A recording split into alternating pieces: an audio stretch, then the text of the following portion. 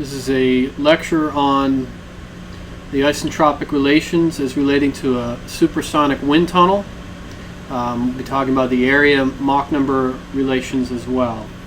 Let's first sketch a simple supersonic, potentially supersonic wind tunnel. I'm going to add a little test section on here.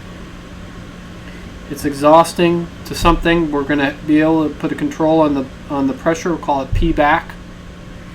And this side is attached to a very large chamber in which the quantities are stagnant.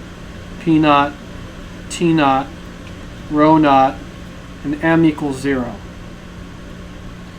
There's a throat here, and the area ratio A test over the test section to the throat area ratio is, we'll just call it 4. So this is the test section in here. So let's start off. We have the pressure controls everything, so we have our stagnation pressure here. And what I'm going to do is I'm going to draw two diagrams. Let's see if I can put them side by side. The first is the ratio of pressure to stagnation pressure in the chamber. The source of energy, the chamber, P naught, and actually no, let me do it this way so it's right under the tunnel. And we have Mach. The first thing we'll do is, and what we're going to control over here is the back pressure. If the back pressure is equal to P naught, such that we have P over P naught equal 1, nothing happens. So let's drop the back pressure just a little bit down here. Now we're going to induce a flow. There's a pressure gradient through the tunnel. How fast is that flow going through the tunnel? Well, let's figure it out. I'm going to pick a relatively arbitrary value of 0.993. Isn't so arbitrary. Hang on one second here.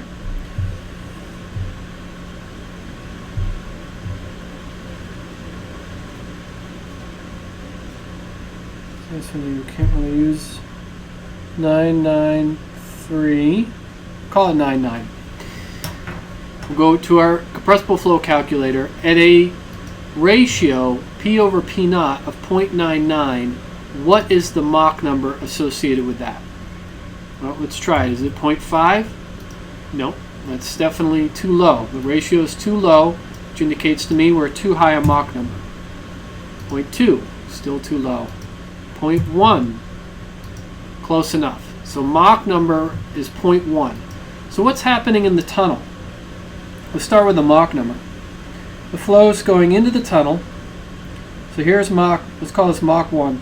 We start at 0. It's accelerating a little bit. And then it's decelerating. It's all subsonic, so we get it to the divergent section of the tunnel. Peak speed is reached in the throat. Now we're in the divergent section of the tunnel. It's subsonic, so it's decelerating to Mach 0.1. Never reach sonic speeds. How do I know that? Well, let's calculate. The next step is, this tunnel has two key isentropic solutions for this given area ratio. If we're sonic here in the throat, if we're subsonic in the divergent section, the flow will slow down to some Mach number in the test section, depending on the area ratio, assuming isentropic. If it's supersonic, it will speed up to some Mach number in the test section. The area Mach number relation has two solutions. Unfortunately, the calculator we have is the inverse of what we want, but we're going to use it anyway.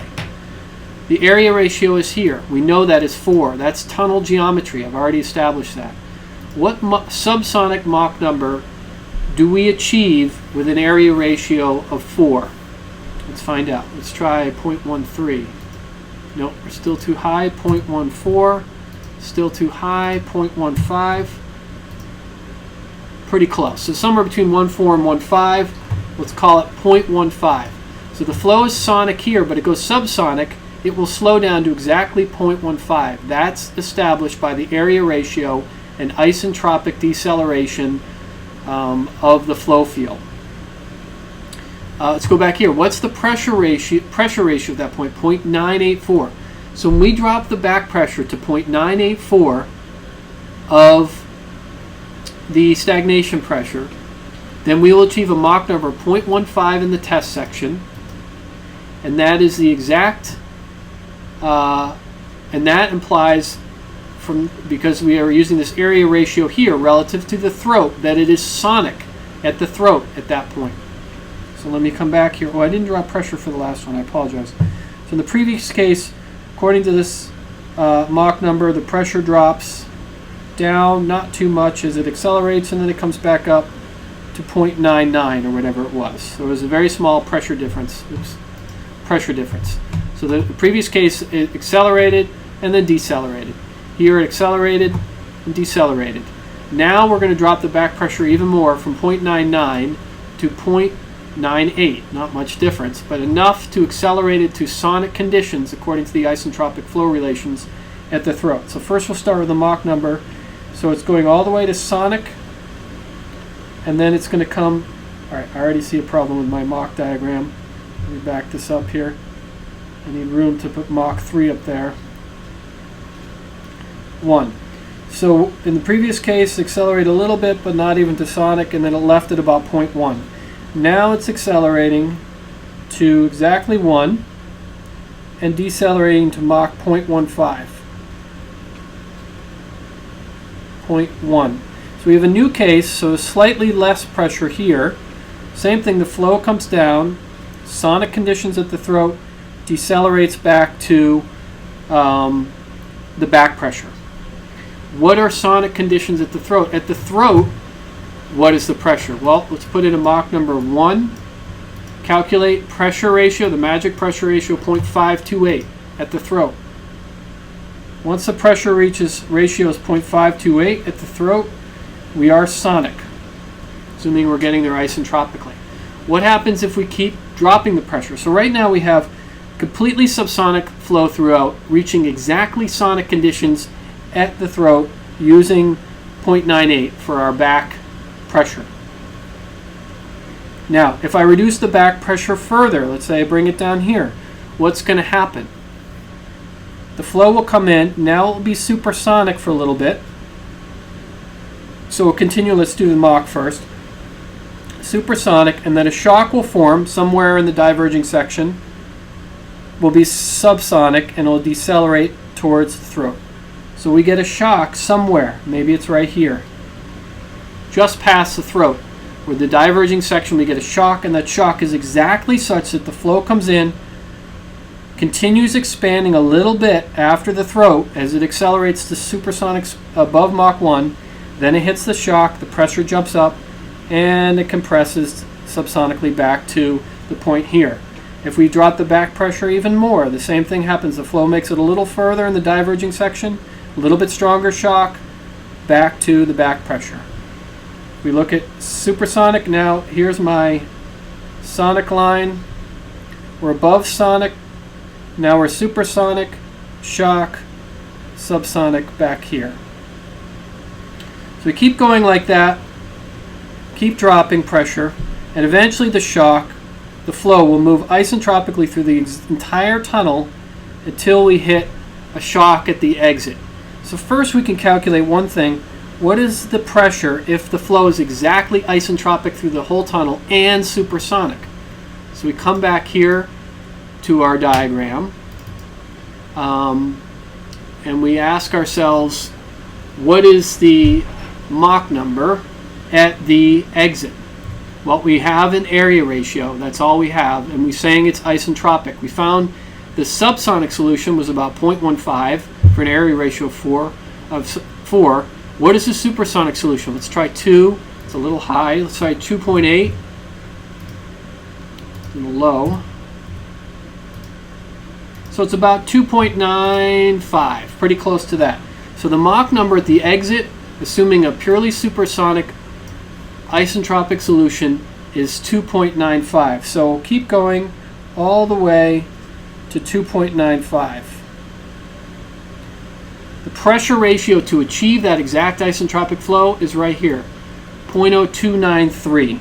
It's pretty low. I'm not going to be able to write that on here, but that is call it 0.03. If the pressure ratio is 0.03, it'll pull the flow through on its journey. It'll be subsonic, sonic, entirely supersonic, no shocks, straight out the exit. Pressure's dropping the whole time to that exact value. That's the isentropic supersonic solution for an area ratio of 4. Requires P naught over P to be 0.03. We looked at in class what this case in the middle. So this shock wave keeps moving back. At some point it's right at the exit.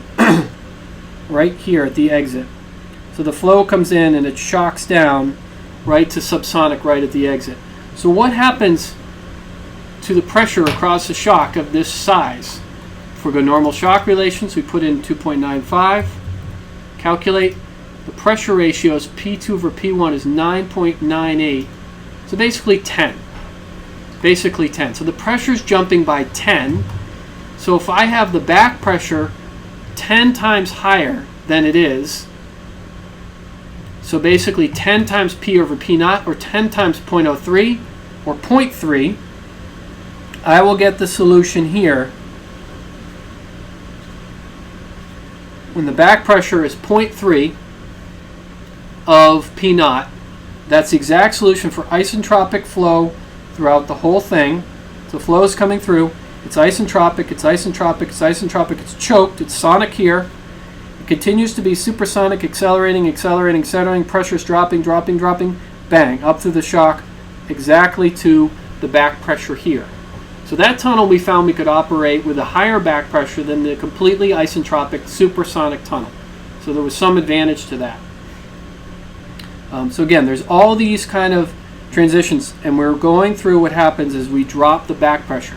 We go from subsonic flow to throughout with the flow not even sonic at the throat. Then we can calculate what the flow back pressure needs to be to get exact sonic at the throat, but a subsonic solution post-throat. If we drop it below that, now we're going to get a little bit of supersonic flow after the throat, but it will shock back to subsonic in the diverging section.